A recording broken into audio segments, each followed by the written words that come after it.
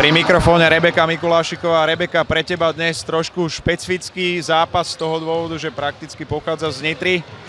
Dnes si zaznamenala 13 bodov. Ako si spokojná nielen so svojím výkonom, ale aj s výkonom celého tímu? Tak myslím, že ako tým sa stále zlepšujeme, pracujeme na tom každým tréningom, to je lepšie a lepšie. A individuálne tak som rada, že som dala tých 13 bodov a dúfam, že to bude stále lepšie a lepšie. Vás čakajú veľmi ťažké stretnutia, kvalifikácia FIBA Cupu. Cítite pred ňou veľkú zodpovednosť, lebo v podstate je to jeden z vrcholov sezóny? No jasné, bereme to ako veľmi vážnu vec a snažíme sa na to čo najlepšie pripraviť, aby sme vyhrali tie zápasy. Začiatok sezóny máte pomerne ťažké rozlosovanie, hneď v druhom kole na vás čakajú Good Angels.